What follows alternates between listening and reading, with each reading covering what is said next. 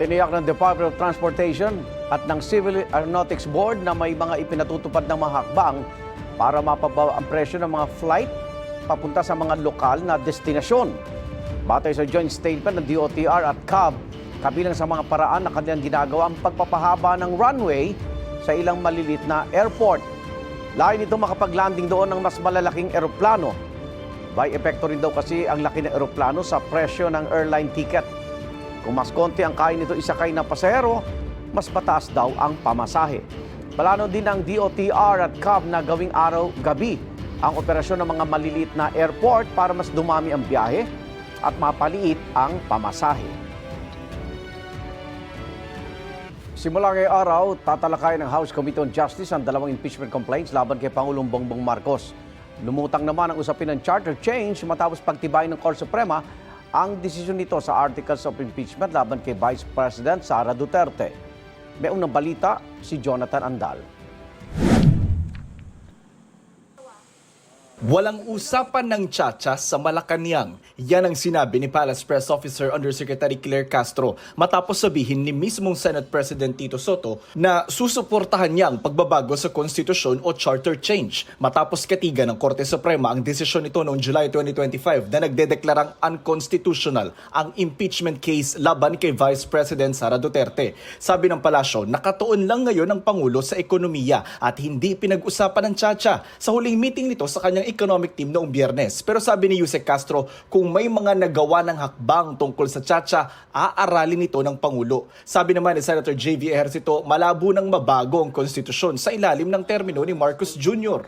Wala na, halos 2 taon na lang. Talagang mahirap na yata ihabol. Sa ngayon, no? Open po ako dyan, pero pag-aralan muna natin. Kasi pag binuksan mo yan, maaaring mabuksan na rin yung ibang mga bagay, no? Hindi lang yung isang probisyon. Sabi naman ng Akbayan Party List na minorya sa Kamara, hindi ito ang panahon para sa tsa-tsa.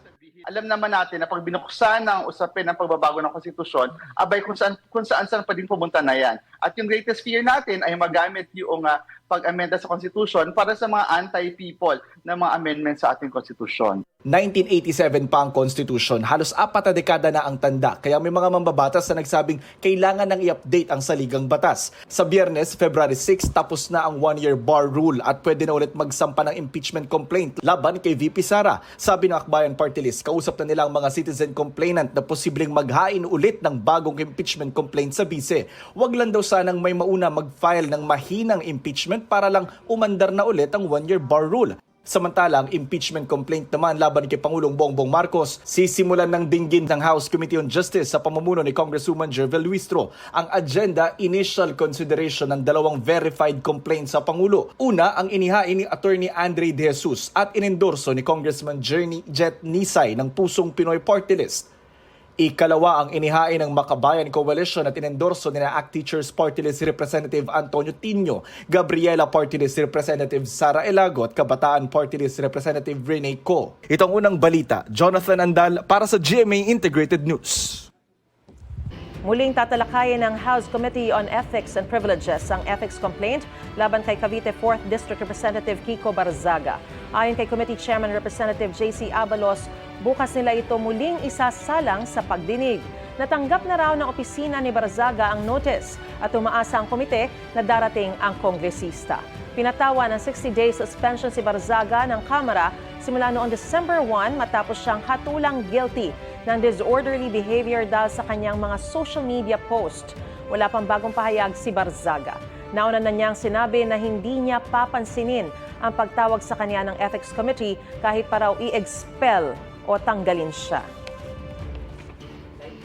Gusto mo bang mauna sa mga balita? Mag-subscribe na sa GMA Integrated News sa YouTube at tumutok sa unang balita.